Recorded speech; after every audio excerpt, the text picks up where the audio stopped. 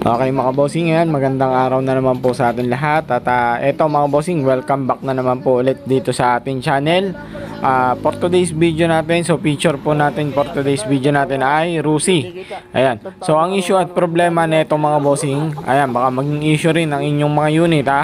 Ito, maganda, mapanood nyo rin to, baka sakali maging batayan at maging ano ninyo mga bossing sa inyong pagdi-DIY o di kaya ay para ma-prevent yung ganitong problema. Okay, so ang issue at problema ng unit ni boss ay namatay sa takbo.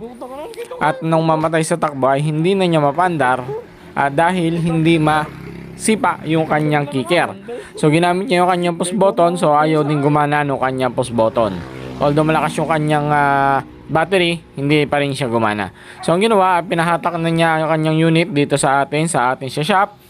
So, ito mga bossing, papakita ko sa inyo paano natin i-diagnose pagka may mga ganitong problema at para ma-prevent din natin mga bossing yung mga ganitong issue at problema na maaaring yung maging problema din sa inyong mga unit. Okay, so ang ginawa muna natin dito mga bossing para malaman natin na kung ano yung una natin gagawin. So, binuksan natin itong nasa may magneto side. Ayan. So, kumuha tayo ng size 14 at inikot-ikot natin yung kanyang magneto. At pagdating ng piston doon sa may bandang itaas ng ating chamber, doon tumitigil yung ating piston. Okay, so ayaw niya umikot ng dire-diretso. Ayan. So kung makikita nyo, pagdating sa bandang duluhan at umakit yung ating piston, ayaw nang umikot at tumutukod. Okay, so isa sa naging issue niyan mga bossing, sabi ng ating customer ay nung una habang siya nananakbo, ay may napapansin na siya na dating umiingay dito sa may parte ng kanyang carburetor. So ang ginawa niya, nirepair na yun niya ito dati. Kaso ang problema, ayan, ito mga bossing. Kung mapapansin nyo, may pinagreparan niya siya. Nilagyan pa niya ng ano ba to? Washer ba to? O kawad para maging spacer. Kaso ang problema mga bossing, ayan. Kung mapapansin nyo, yung isang tornilyo doon sa may bandang kanan ay nawawala. Ayan.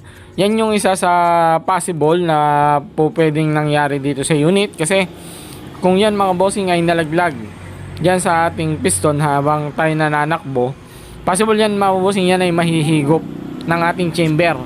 Kasi ang sabi nga namin doon sa customer, yung sa carburetor natin hindi naman niya nabuga, yan ay pahigop. Kaya ang mangyayari, possible na yung tornilyo ay pumasok doon sa loob ng chamber at tumukod sa piston at sa ating head, kung kaya hindi umiikot yung ating magneto kanina. At kung bakit hindi din niya ito makickstart. Ayan. Yan yung isa sa naging findings natin na possible na maaaring mangyari. So, ang ginawa natin, kino-confirm muna natin kung yun nga ba talaga ang problema para alam natin kung saan tayo magbubukas. Okay? So, mas maganda meron tayong mga tools. Kaso nga lang, ang problema mga bossing, wala tayong mga tools na ganun. So, ito, improvise yung ginamit natin para makita natin yung nilalaman ng kanyang piston at saka ng kanyang block. Kung baka sakali makikita natin yung tornilyo dun sa loob, baka sakali nakatukod lang siya ng pwede naman natin siyang tanggalin nang hindi na huhugutin yung kanyang head.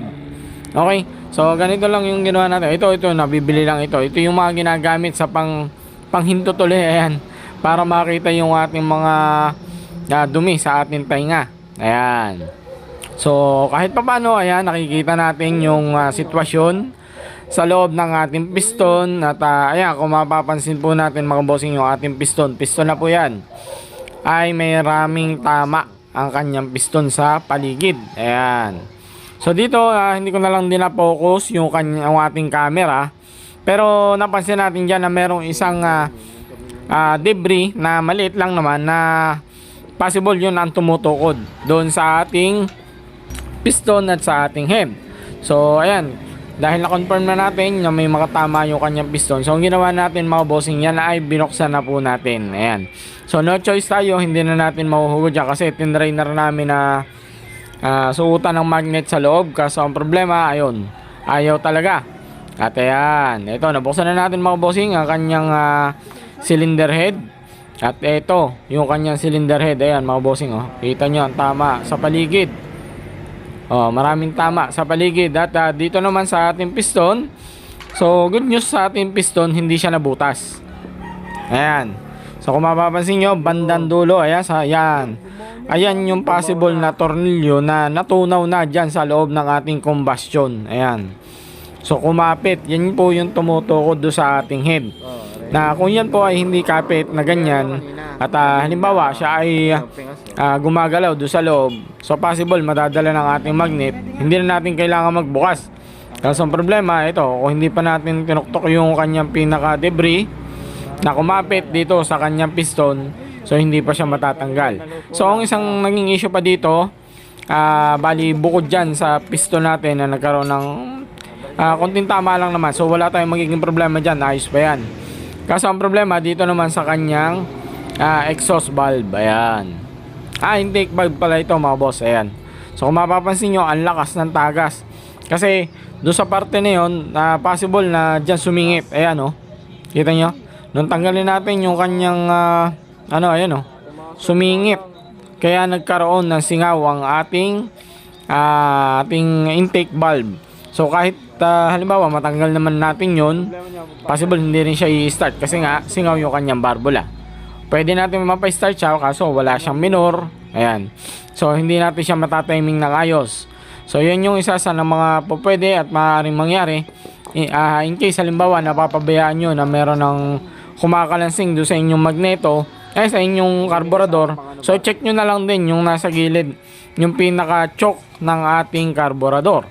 So dito mga bossing, ginagawa natin ang paraan yung kanyang kanyang intake manifold, kanyang intake valve para mapit natin ulit para hindi na gumastos yung customer. Kasi kung makikita nyo naman yung unit natin, so talagang halos pinagtsatsaga lang ito ng ating customer para magamit sa kanyang hanap buhay.